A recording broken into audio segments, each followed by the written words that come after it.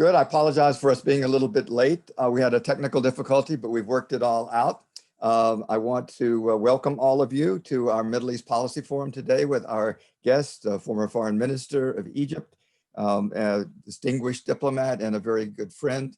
And before we go, let me just say that we very much appreciate the very generous contribution that ExxonMobil has given now for over 12 years in supporting the Middle East Policy Forum.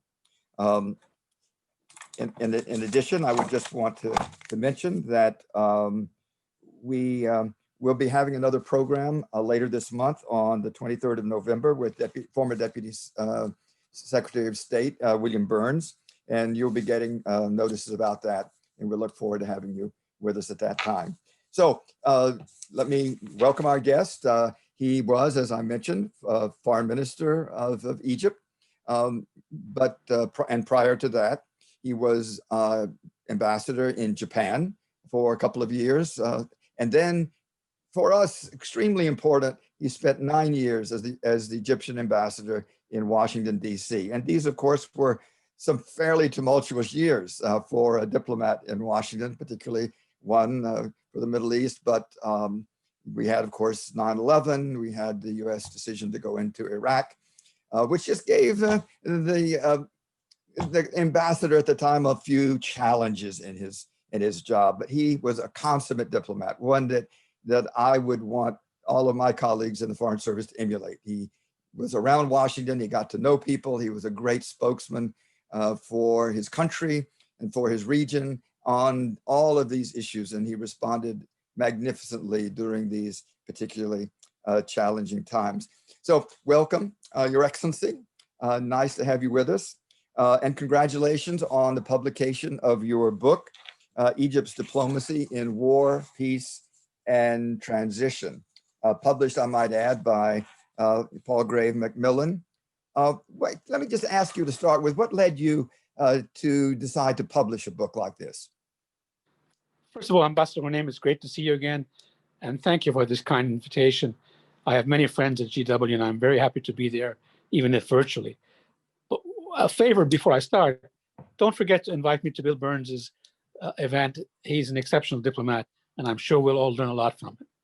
The answer to your question, I was very hesitant about writing a book. When I came back from Washington, I was asked to write a kiss and tell book by a former journalist. And I didn't do that because I think diplomacy is more serious than kiss and tell. And I also believe that diplomacy, while still accountable to the public, has to be done with a level of sophistication and refinement, because you're developing relations with occasionally two completely different group of stakeholders. That being said, however, after I became foreign minister 3 years, actually 5 years later than that, we had gone through 2 revolutions in 3 years. And 1 year after that, we had gone through 4 presidents in 3 years. Don't forget, in the 69 years before that, we only had 4 presidents. So this was really a tumultuous period. And in all candidness, I just felt guilty that my generation and the one before it was handing over to the Middle East to youth at a much less advantageous, and I'm really being diplomatic here, a state than we had received it from our predecessors. And I felt at the very least, I had to provide them with the experiences I witnessed, including my own mistakes, by the way, for them to learn from, with a number of recommendations, but with the view of learning from these lessons and building the future, not rehashing the past. Yes. I think it's a notable contribution too. I must say, I read it, having lived through a number of the situations that you discussed. It was very interesting to me to hear it from your perspective. But you know, I wanted, before I go into more detail, one of the things that struck me, Nabil, was your references several different places in your book to your father. And it was just clear to me that he had been an important person in your life. Could you just explain a little bit about his influence on you as you were young and then became a diplomat? Sure. First of all, he was my father. So in essence, you learn from your elders, particular parents. But more importantly, he was a really unique person in the sense that he was tremendously successful. He talked truth to power all the time. And he got away with it because he was always objective and rational. Frankly, he was a star in his profession, even as a young diplomat, before becoming foreign minister later. But he did not want me to be a diplomat. And he kept telling my brother, myself, and my sister, live your own lives. Don't try to relive mine. And frankly, I had no intention of being a diplomat. I studied physics undergraduate and then did a master's degree in management. And I only sat for the diplomatic exam because a colleague of mine challenged me that I couldn't pass it. And when I told my father I was going to do this, he was foreign minister. And he didn't want accusations of nepotism and all that. So he said, Nabil, stop playing around. You don't want to be a diplomat, so why are you going to do this? He said, well, I just want to prove I can pass it. And his answer was, okay, you want to do this, I'm not going to help you. So you're going to have to prove yourself on your own. And then after you pass, if you pass, you'll have to work 10 times as much as anybody else so that people attribute your success to yourself, not to me. And one final thing, and that's frankly one of the most important issues or recommendations he gave me. He said, when you start reading a file, start from the first page, not from the last page. Make up your own mind. Don't build it on the assumptions of others, not because they're bad, but because they may not have the same perspectives that you will conclude. Secondly, and he was very clear with me on this, he said diplomacy is about defending your national interest. It's not about making people happy or making them angry. It's not about rhetoric. So you need to preserve your credibility. You need to, can you hear me? Can you see me? Yep, you're with us. You need to preserve your credibility in doing this. It's about relationships. So throughout my career, and Ambassador, we've crossed paths frequently on issues. We've had agreements and disagreements, but I've never left a room angry at somebody who had a strong argument, provided that I felt he was being credible. And I tried to sort of leave the same impression because I've defended points that I didn't think were particularly important, and I've defended points that I felt were existential. But at the end of the day, diplomacy is a long haul process. It's not about winning today's argument or having a pick. So this uniqueness in that he's a star and he doesn't want me to be like him. He wants me to make my own decisions, but be principled and preserve your credibility were things, frankly, even when I passed the Foreign Service exam, I intended to use in business. I just decided to taste diplomacy, and I never could move away from the table after that. Well, I can tell you as one who went through much the same track, that it does get into, it's a bit of a disease, and once you're in it, it is hard to go. But again, it's a tribute to your having followed the kind of guidance your father gave you. In the book, you note quite often the number of times you did have to speak truth to power. I often think with my students that this is when your personality and what your value system, that was what I should have said, really comes to the fore. You have to be. Can I jump in just for a second? Yes. Just because you just finished an election. When I first arrived in America, a little bit less than a year later, you had an election, the Gore-Bush election. And yes, indeed. It was the first time, at least in my lifetime, where you didn't know the result the same evening. So the next morning, President Mubarak phoned me from Cairo and said, okay, what's going to happen? I said, I don't know. And he said, what do you mean don't know? You're the ambassador. And I said, yeah, that's exactly why I'm saying I don't know, because this is the first time we've seen this. So I'm the only one who's responsible for what he tells you. to be fair to the former president, the late president, he spent a month phoning me every other day or so, asking about the elections. At the end of that month, he said, you know what? Thank you for being honest and straightforward, because everybody else had an opinion from day one and they all turned out to be wrong. But I followed your advice and we took it. So in all honesty, yeah, you just have to deal with the issues and do the service. Yep, that's very, very true. I found that certainly in my career. So let me go back to your book then. In fact, you've already mentioned some of the things about it, but what would you say you would like a reader to take away from your book? What are some of the key points that you really hope to make in your book? One, this is about national interest of the country you're negotiating, you're representing. To put yourself in the shoes of your counterpart during negotiations. You'll then try to understand, you'll then understand what he really needs rather than what he wants or what he says. And that will allow you to try to find ways to reach conclusions if they're possible. It will also allow you to decide when to stop a negotiation or how long to remain in it without it becoming a bitter waste of time. I would want people to draw the conclusion that diplomacy is an art and a science at the same time, and it's well worth pursuing because if it's done properly, it helps, frankly, it saves human lives, it saves assets and opportunities. And finally, as much as I like to stand on principle and be idealistic, you also have to have the wisdom and the courage to say yes if the deal is good, but not the best.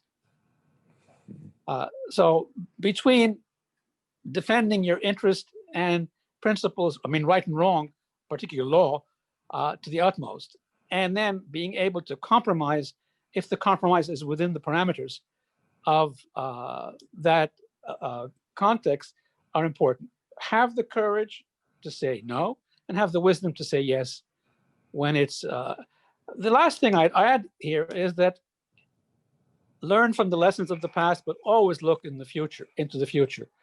The day after is much more important than the evening you spend or the night you spend negotiating and trying to figure out where to put the comma and what T to cross and what I to dot. This is about human lives. It's not about a financial transaction one way or the other. Those really are my points. I would argue that if you want to look at the Middle East and Egypt per se, that I have some particular comments on that. But these are more precise comments. Any country like my own, medium-sized country with a lot of history and a tremendous ego, I would learn from the lessons of history, but look forward. I would not be overly dependent on anybody, friend or foe. It is not useful because it contains your the flexibility of your options, not because your friend will be problematic, but they legitimately may or may not have different priorities at a point in time. It doesn't make them less of a friend. And thirdly, and I say this about the Egyptian-US relationship, it was, and I think still is, an extremely important relationship to many, many successes and some failures. Most of the failures were a function of both sides relaxing on the importance of nurturing the relationship, laying back on the successes of the peace process or the Camp David Accord and so on, rather than investing the relationship into building a new Middle East and a more centrist world and so on. So again, this is a tremendous profession. You're working with the common good here. And it's not only your national common good, it's the regional common good and the global common good. And that's much more important, if I may say, than a transaction here or there. Well, you know, that leads me really to ask you about the U.S.-Egyptian relations. You know, as you said in your book, they have been and are very close in some ways, but also in some ways there have been misunderstandings. And I think that often stems from the fact that each side thinks it understands the domestic politics in the other better than they actually do. Egypt and the United States have both gone through periods of sharply inward focusing, right? Even tumultuous internal politics. And I say that about both our countries. So tell me this, how can a diplomat do his job in these kinds of situations? Tell you a quick example, a practical one. When I went to Washington, we had X number of confidential cables going to Cairo every night. I brought them down 80%. 80% reduction by sending 80% of them on open cables, because it was stuff that was being repeated over and over again between hundreds of diplomats or the media or so on and so forth. I only kept the 20%, the confidential cables, which were my opinions about US policy or my opinions about Egyptian policy. So you have to, we live in a network society. You can't compete with the news. You have to have value added to the news. You have to provide context for the news. Most of the time, your bosses will receive the information at the same time you do, or even before you. But they can't understand what it means on the ground where you are. Otherwise, there's no reason for you to be there. So, and I've had situations where I've been told my former bosses, how can you speak to the Americans that bluntly? And I said, well, they speak to me that bluntly. That's true. And that way, we're not annoyed. If I couldn't speak to them the way they speak to me, I'd get annoyed. And my bosses would laugh. I mean, they much prefer that I would say that rather than them having to do that. And that's much more sensible because I was at a lower level. The other point, to confirm your point, I remember taking in two principals to meet Condi Rice when she was Secretary of State. And she did the typical American thing. She had 7 or 8 questions and requests. She went through them in 10 minutes, very precisely, very to the point. Our guys said yes to 4 or 5 of them, I forget, and ignored 2, which is the typical Egyptian way of not answering, of saying no. So when the 2 principals finished, and I said, by the way, Secretary, the answer to the last 2 is no. She smiled. My principals turned around and looked at me. And as we walked out, they said, why'd you do that? I said, because the answer is no. And she needs to understand that so that they don't try to knock on your door 2 hours later and try to convince you again. I know how to deal with the Americans. That's why you have me here. The Americans and the Egyptians, you have the strength of youthfulness. We have the strength of heritage. Both of us can accept a yes, and both of us can accept a no. What we can't, what neither of us likes to live with is a misunderstanding. Yes. You assume the other side is going to do something, and it doesn't, and then it gets out of hand. Why is this superpower not doing this, or why is this regional power not doing this? So I warn my colleagues repeatedly, no misunderstandings. Yes or no is not a problem, but no misunderstandings. That's really where the value of a diplomat hosted in another country is. It's not in the information. And I would get questions from my own president, and for that matter, if I may say, from your presidents, when I was ambassador in Washington. What exactly was meant in that last phone call we had last night between the 2 presidents? And they would read to me the transcript because they weren't exactly sure what the other side meant. And I would frankly not change the content because that was at a higher level than I was, but try to explain it as clearly as I could without it being offensive, unless it was meant to be offensive. Well, it's a terrific example of the role of a diplomat in a difficult situation, an extraordinarily valuable contribution that a good ambassador like yourself, to be very honest, Thank you. Can contribute in a situation like that, because I've been through it, misunderstandings where 2 people left a conversation and I had a chance to hear from one and read the transcript of the other, and I just shook my head and said, I can't believe it. Were they both on the same phone call? And and to have to use that some talent to try to bring them together. In your book, to be very straight and candid with you, you're very critical of the U.S. role, particularly, and I'm speaking specifically of the efforts to resolve the Israeli-Palestinian question.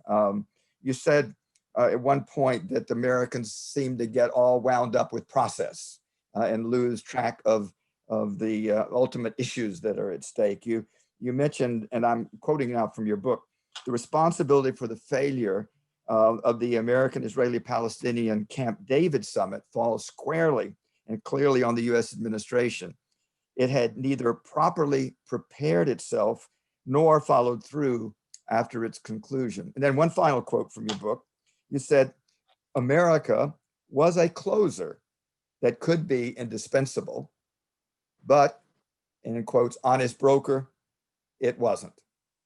Maybe comment a little bit about your experience in this really critical issue of the peace process and all, and your views on the American engagement.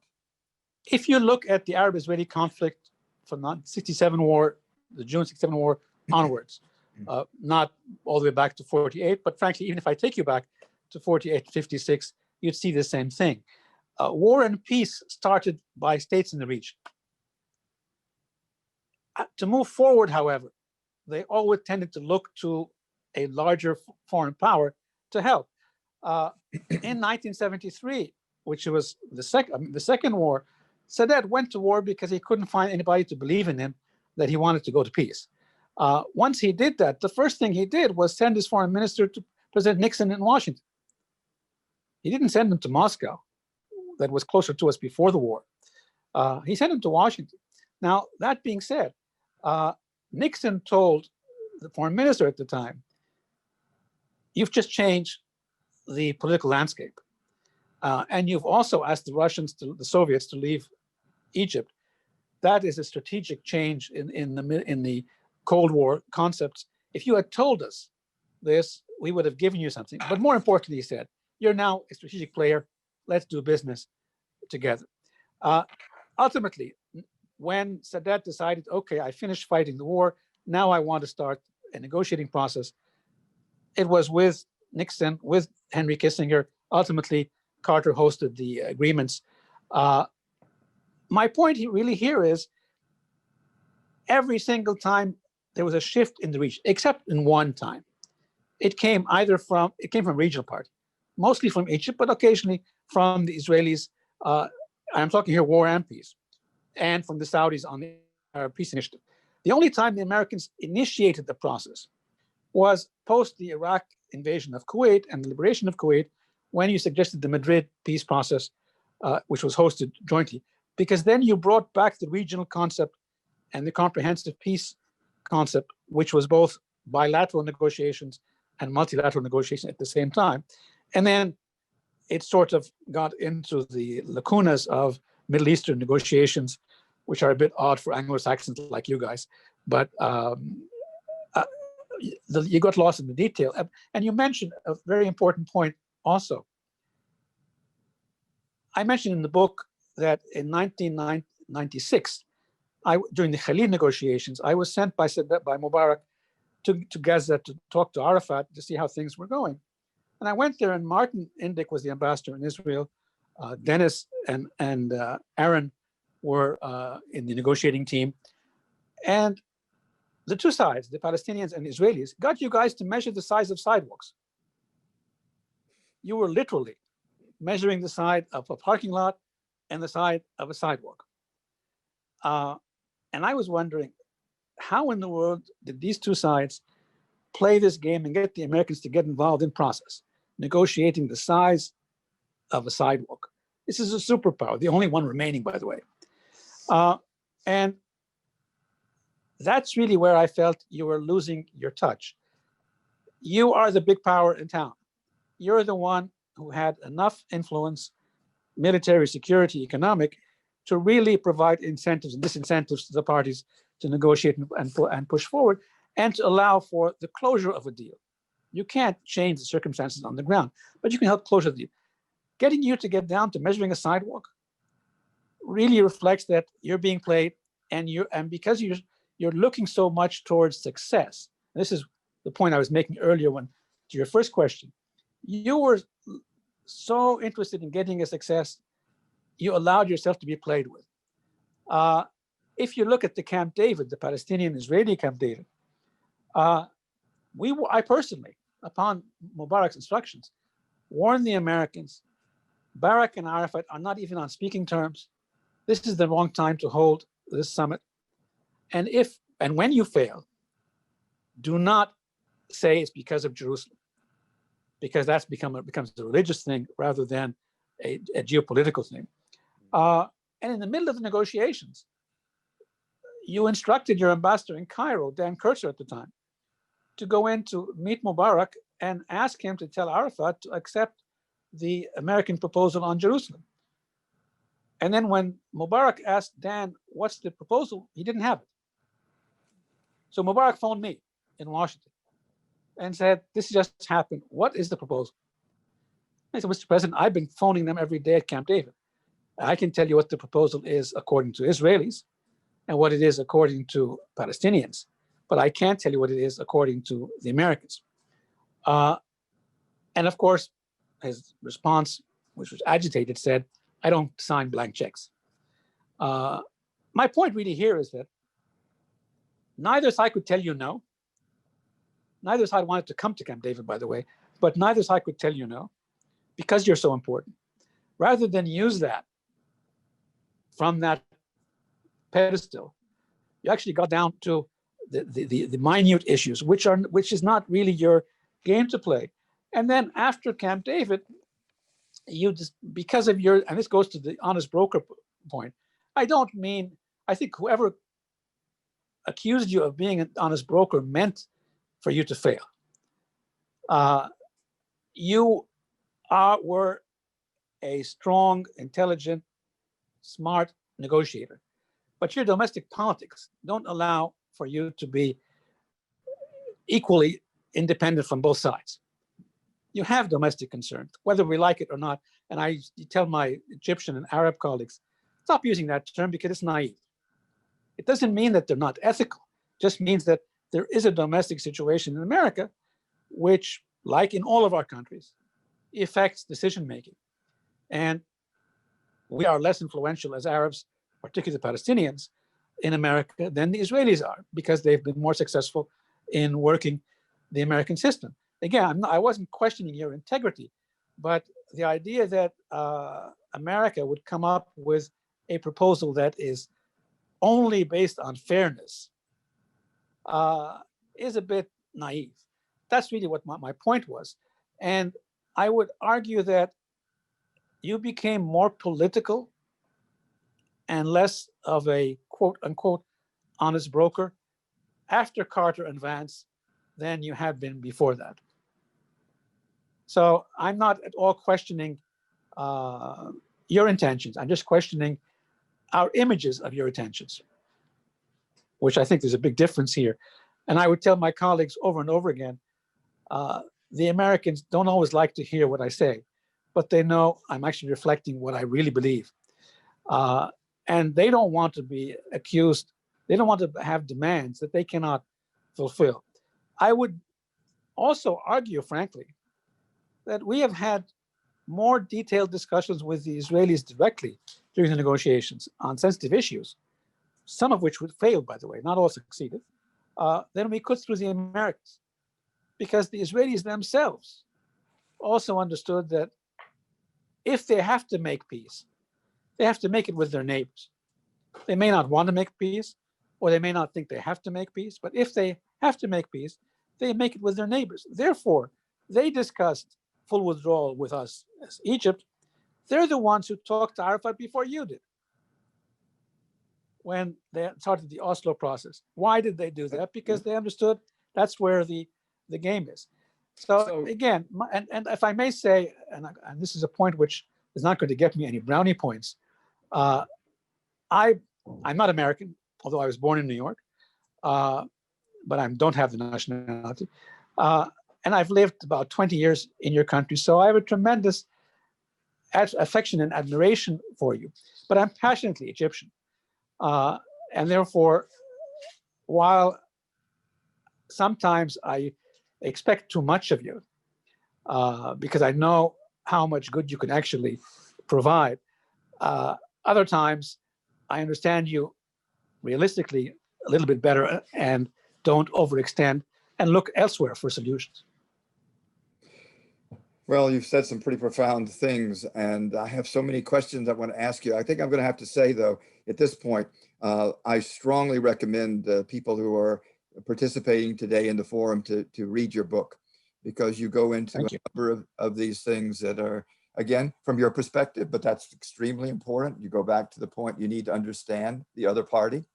And so I want to draw, though, on your last with a question, but let me just mention to the people who are viewing our program today that if you have a question that you would like posed to our guest, if you would put that question in a chat format, we will try to get to as many as we can. So I'll ask one last question before turning to our audience, and that really comes directly from your last one. There's been a big change in the region with the so-called accords between 3 Arab states, 2 in the Gulf and Sudan. It would, how does that change the equation? How does, in fact, one point you made in the book was concern about some unilateral agreements that seem to subvert going to the big picture. Are these steps going to be positive, negative? How do you see it unfolding? Well, let me take you back a second, and then I will give you a direct answer. The idea of normalization is not new. It actually came up in the Egypt-Israel negotiations. Certainly. It then was part of the Madrid peace process, where you had the bilaterals and the multilaterals also at the same time. And then a third time, it came up in the Arab Peace Accord. If there's full withdrawal, there should be full normal relations. The only difference with what happened now was this is being done before there is full withdrawal. My point is the following, really. First of all, and I don't want to keep blowing my own horn here, I wrote an article beginning of the summer, just before, well, no, just after the Accords. And I said, this has been a summer of expected surprises. You could read into the politics of the region, this is going to happen. Whether it happened in August or in December, these things were going to happen because there were indications about things going around. I completely appreciate the Palestinians are anxious, worried, angry about these steps because the Israelis haven't been receptive to their desire to have a two-state solution. And they haven't seen them in the past be receptive to an initiative being made to them for this. And the example they give is that when Egypt signed its peace agreement with the Israelis, and although there was a framework agreement also parallel to that, that never went through. On the other hand, and this is what I tell my Palestinian colleagues, these are nation states that can make up their own mind. Whether you're comfortable with the decision or not, that's your prerogative. But don't then get into a game of exchanging insults with somebody who's not your adversary. You may like or not like the Bahraini and the Emirati and the Sudanese decisions, but they're nation states. Respect them, disagree, and respect them. Focus more on what do I do next to pursue my cause. And with your recent elections, I'm not getting into the elections, but I was not a big proponent of the Trump deal of the century proposal. And I'm, because of my age, I suppose, completely committed to a two-state solution. But that being said, Trump lost the election. President-elect Biden, I assume, will take power on 20th of January. He's not going to rescind decisions taken by Trump. He's not going to rescind the annexation of Golan. He's not going to rescind moving the embassy to Jerusalem. But he is more receptive to a two-state solution concept than Trump was in his deal of the century proposal. So the Palestinians need to focus on, how do I put something on the table? How do I change the paradigm on the table? Like Egypt did with the 73 war to start a new negotiating process. You may agree or disagree with the three Arab countries. They nevertheless still support you. You may disagree on tactics, but they support the objective two-state solution. Focus on how do we get the Israelis to negotiate with us? How do we get the international community, particularly the US, to engage us? And I think President-elect Biden, whom I've known for 20 years, I suppose, way before I came as ambassador, I also knew President Trump, but as a businessman rather than as president. I think President-elect Biden will be more receptive to Palestinian concerns, but he's not going to fight the cause for them. So they need to play that game. I think that last point is actually very, very valid one. I have a first question here from one of our participants. Were there any specific turning points during your diplomatic career that may have changed the way you viewed your own role and the political landscape of the Middle East? Sure. 67, I was still a high school student, but I lost confidence in the future because of the losses in the war. I lost confidence in my own future, frankly, and the whole country's future. 73 turned that around. For it was a political success, even more than a military success, but it allowed us to negotiate with more confidence and be more on the table. Being able to negotiate brought me to the table after that. And I would argue that 67 was the beginning of the death knell of Arab pan-Arabism, and the Iraqi invasion of Kuwait was the tombstone of Arab Security Cooperation. Because from that point on, Arabs even more depended on foreign powers to provide their security than on their own abilities, particularly the younger Arab states, on their own abilities or the regional.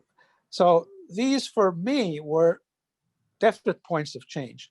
I would argue that watching, beyond my region, watching the Gorbachev speech in the General Assembly, a little bit before he was removed from office, where he talked about what he looked for his own country, I honestly felt this is a new world, but I was confident that he would not survive.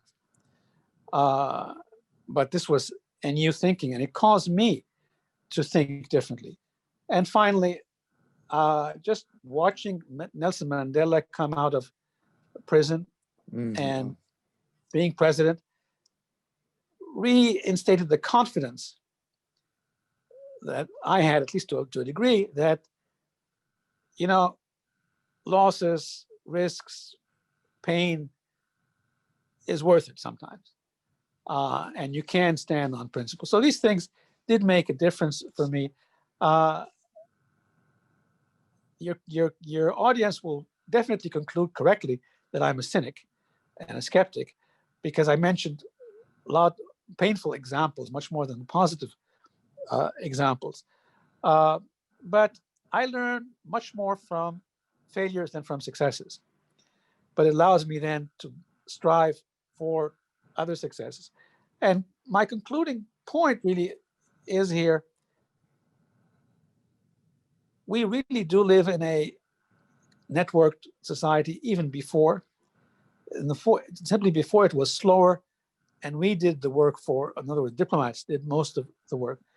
But people around the world are just human beings. They have different interests, but they have the same weaknesses and strong points. And at the end of the day, we have to find ways to work together internationally as well as regionally and domestically.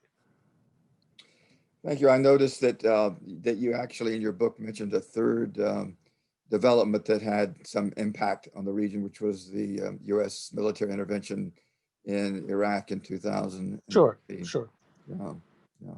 So the next question we have from our audience is, it goes back to your measuring the sidewalk example. It is, if the United States, quote, loses its touch, close quote, by focusing too much on the details, who should be doing that work? And the point being that if it's either of the direct parties, they're going to be biased. So who then takes it from the sidewalk to the bigger picture?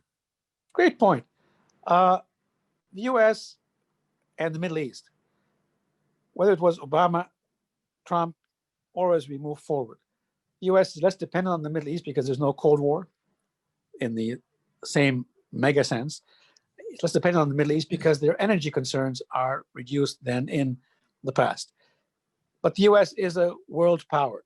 It won't ignore the Middle East, but it's not going to be a priority issue for it, irrespective of who's elected or not elected, was elected or would be elected, or which party it is. We need to understand that in the Middle East. Take advantage of the U.S. to help, but we need to lead and be proactive in moving things forward. We need to engage full force, positively and negatively, with adversaries in the region. I would argue that, here I'm talking about Arabs, Arabs need to deal with two deficiencies that I've witnessed. One, a generic resistance to change. We're always talking about the constants. There are very little constants, very few constants. Things change. And it's better to embrace change and be the change factor than to look at it as a negative, because it's not. Every time we've changed things by ourselves, they've been an advantage. When they've been changed for us, it's been a problem. The other point is we need to enhance our national security capacity by being less dependent on others. And I don't only mean hard assets. That includes hard assets, but it also means political assets. And let me give you an example. When I was foreign minister and now outside following my country's foreign policy, we have conflicts on fire on all of our borders. Libya is a failed state and problematic. There's some positive developments now, but essentially it's a major problem. Mm-hmm. We have the water problem looking southwards. There's no peace process between Arabs and Israelis eastwards. Syria, you know that very, very well, is tumultuous, and I'm being careful here. The Levant is unstable. And if you look at the Gulf Iranian problems exist. And then, of course, you have the Yemeni situation. All of these are happening at the same time.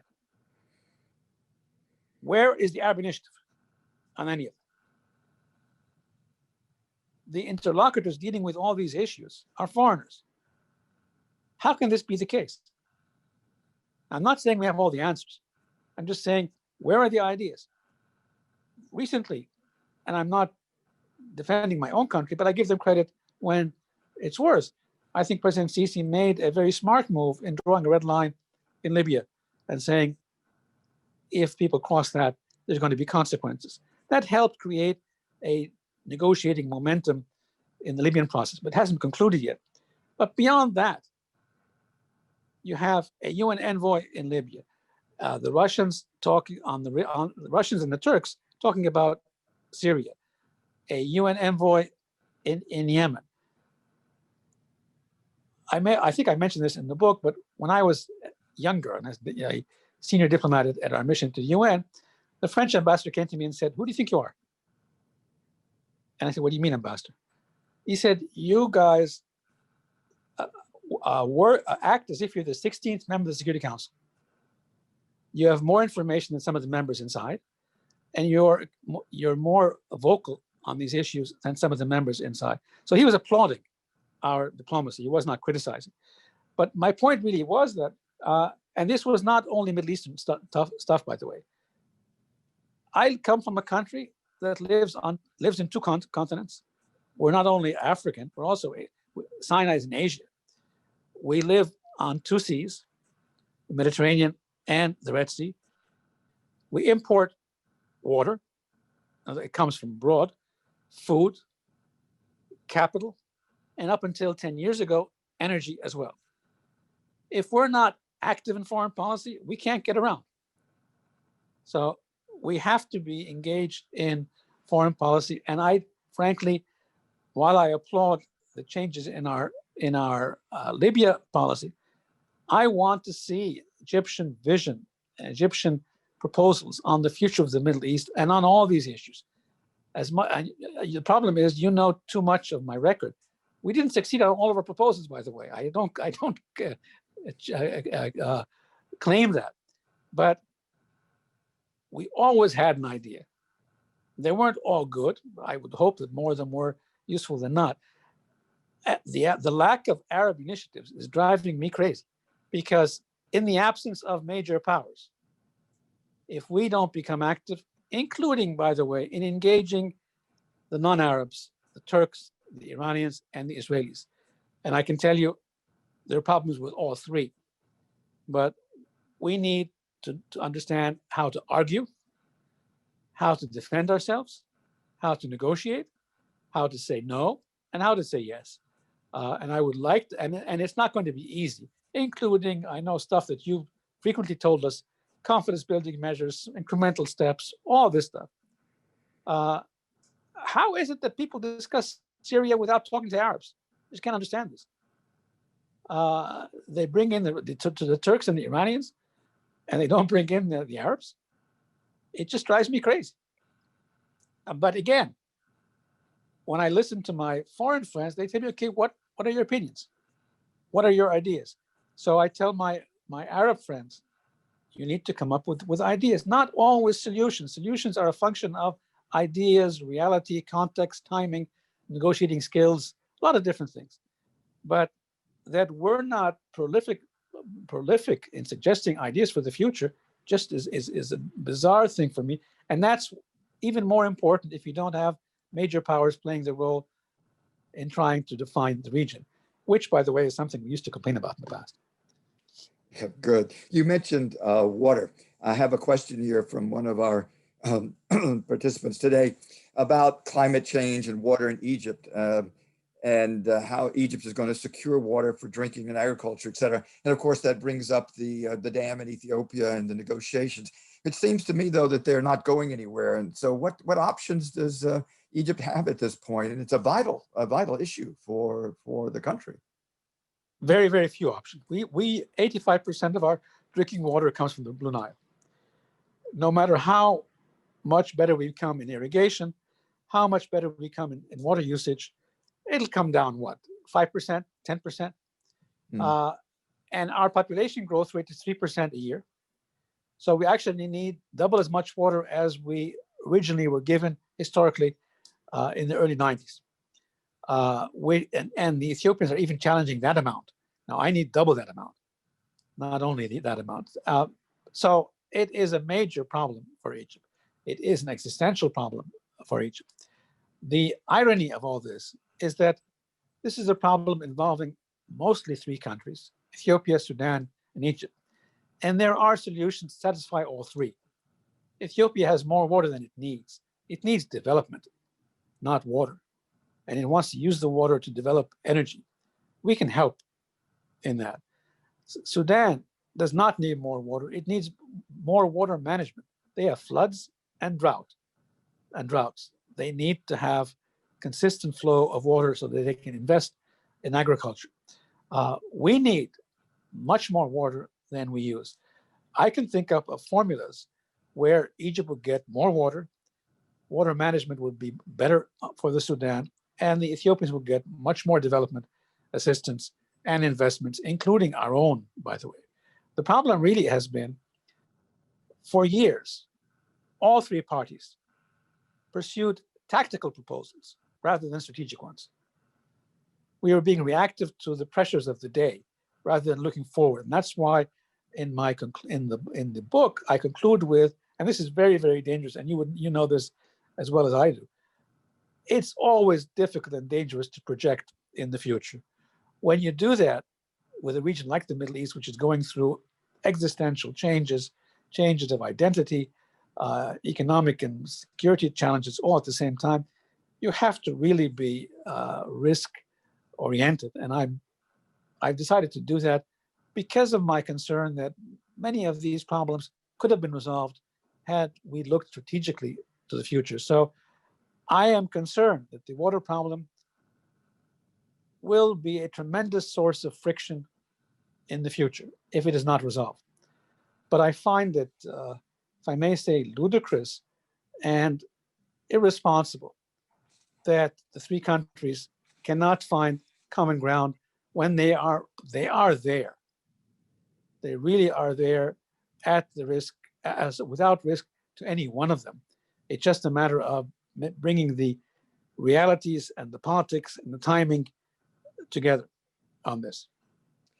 Oh, that's a good insight into some of the things that might actually be elements of a solution. And I thank you for that. I have one that's a kind of a delicate question, but I'm going to put it straight to you, as you've gotten used to in your career. This has to do with our Congress, of course, and their focus very often on issues of human rights. And Egypt has rather often come up in the bullseye for members of Congress. And so how do you think that particular issue is going to impact on the U.S.-Egyptian relationship? Well, I'll tell you what I tell the Egyptians and what I tell the Americans. I tell my American colleagues that your priorities change depending on who's elected, when, and what. I'm not going to pursue my domestic agenda depending on your changing politics, because it's my agenda, my circumstances, and I may want to actually do more than what you want at any point in time, or less, for that matter. Furthermore, with all due respect, and I say this respectfully, politicians will be politicians in a lot of countries. So I'm not going to, and I've known a large number of them. So being told to my face that they stand on principle when principle is not costly, but they can't stand on principle when it is, it doesn't leave a lot of credibility. And again, you mentioned the advice I got from my father early on. Frankly, some of these demands are made by people who don't have much credibility in making them.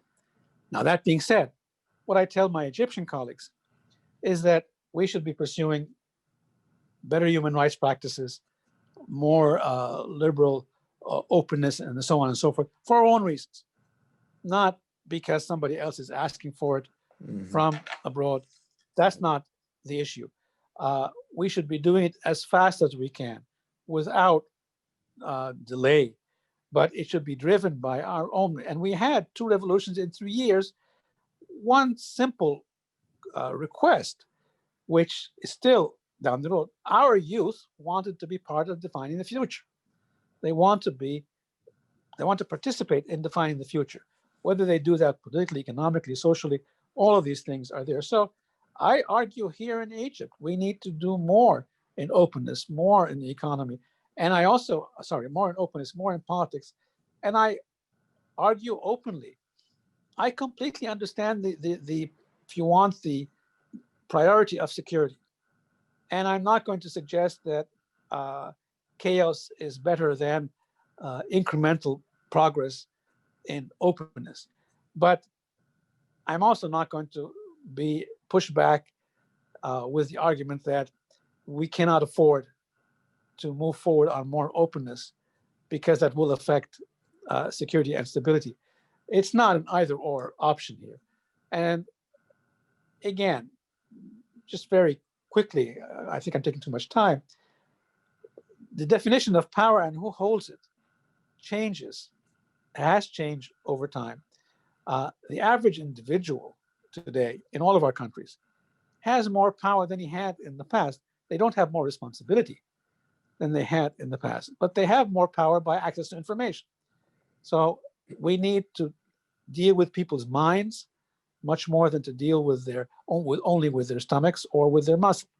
So I push back on my American colleagues not to give too much advice that they will not stand on. And I also push my Egyptian colleagues that we need to do better for ourselves, not because America wants it or not.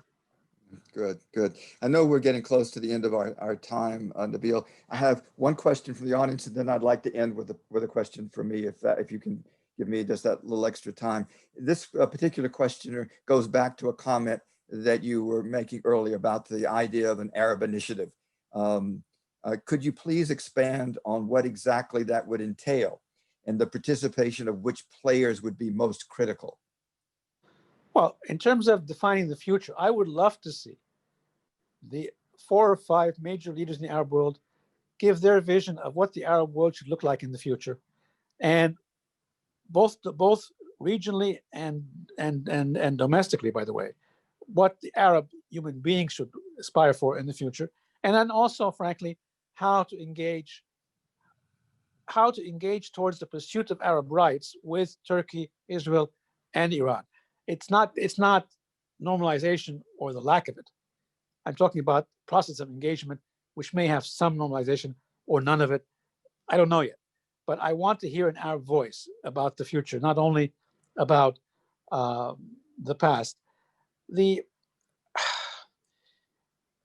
other point, frankly, is, again, we need to do more ourselves. We need to set the criteria that we want.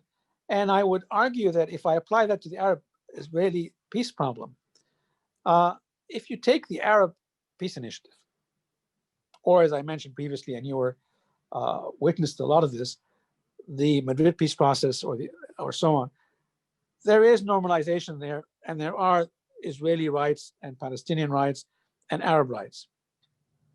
Can we add annotation, like an annotated agenda, to these principles? Can we add incremental steps to these principles? Can we add thresholds and, if you want, some basic turning points at which levers of incentives and disincentives, be they from the region or regionally or globally, could help? When I'm told that the differences on the territories were between 2 and 7%, or that Prime Minister Olmert had suggested formula on Jerusalem, and that Barak had suggested formula on refugees, not major formulas, but formulas on refugees, that the Palestinians had agreed to demilitarization and security arrangements in areas close to Israel. And then look at this and say, we were that close, and it's been now 70 years and we still can't close this. One has to wonder, where is the closer? Where is the big brother who helps closing this? And if it's not the US, where's the UN? Where's the moral authority of the UN? If it's not the UN, where are the big brothers in the region? Where are the neighbors?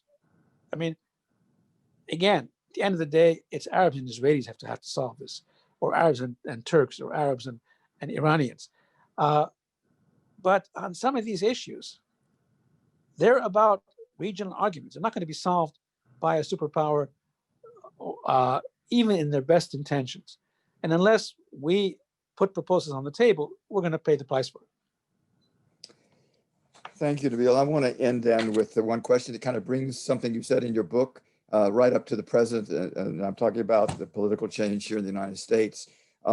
You said that leadership changes in either the United States or Egypt brought surprises to the other party.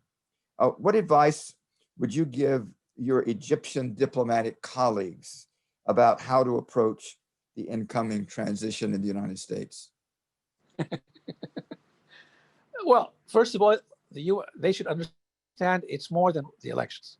America is divided between being much more conservative, and on the one hand, and then that's the Republican Party, Republican and others.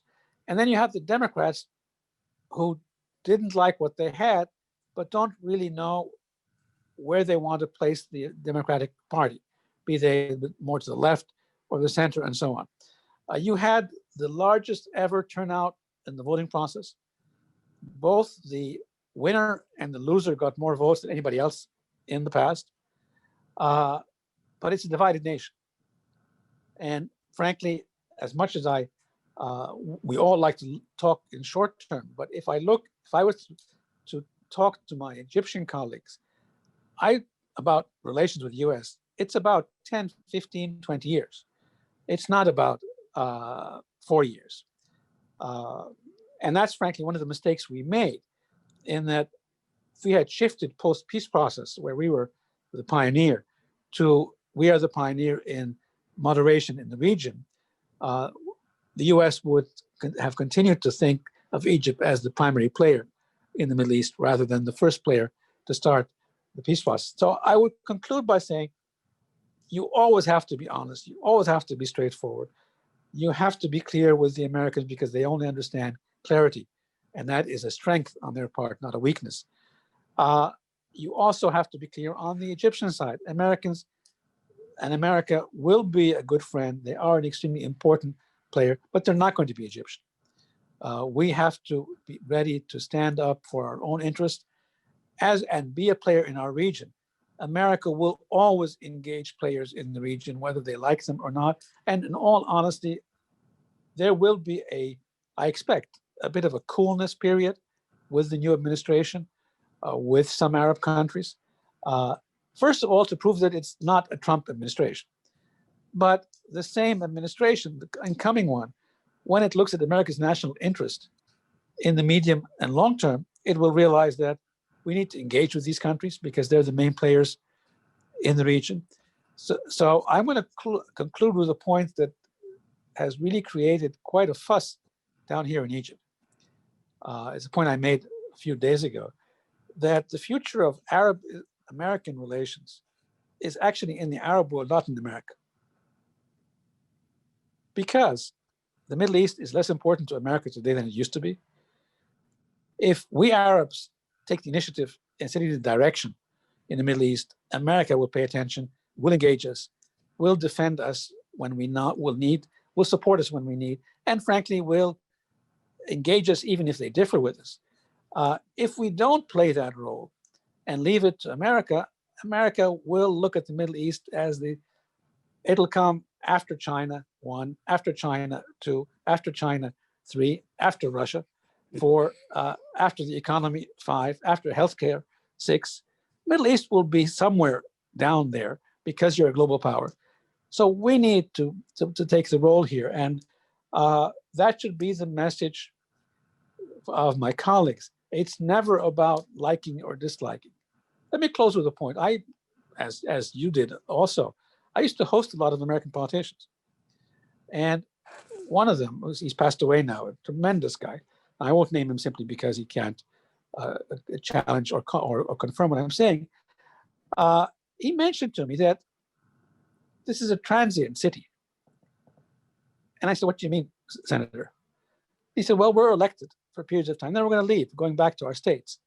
So this is about interests today and the context today. You need to understand where you fit in this package. You can't depend on him or somebody else being around endlessly because it's not the nature of your game, nor should it be for others. So I would argue again, push Arab proactivism. That's what will make your role in America much easier, and it will make Americans much more receptive to you. Don't worry about America leaving the Middle East. It can't. Don't worry about it leaving your countries. It can't. But there will be a coolness period because that's the nature of the game. A tactical coolness period.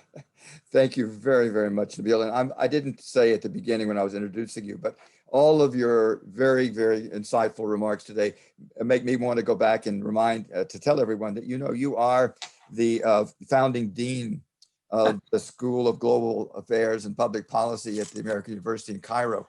So you have a great platform with your colleagues to advance many of these ideas that you put forward today. And I salute you for that and encourage you to follow up in practical ways over the next time. And I'm optimistic about America's relationship with the region. I share your view. It may be down the list of priorities right now, and I think it will be, but it's not going to go off the list. It can't. We never have, because we care a lot about the region and we have a lot of interest in the region. So thank you, Ed. Let me again thank you very, very much for giving us the time and for the contributions that you've made in diplomacy and for putting some of those lessons into a book. So that Thank you. we can all look at. And I hope to host you in Cairo sometime soon. I would love that. I would be happy to take you up on that just as soon as Thank I you, sir. can get through our current pandemics, right?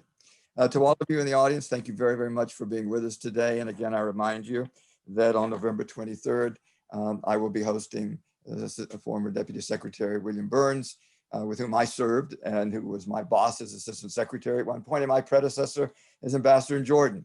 But he will be talking about his view of the way things are in diplomacy in the world, but also a very particular issue for me, which is the role of the Foreign Service of the United States and the State Department in the coming decade or two. So thank you again very, very much. I wish you all a very good day, and stay healthy and safe. Nabil, again, Thank you. thank you very, very much. God bless Thank you. you. Thank you. Bye-bye.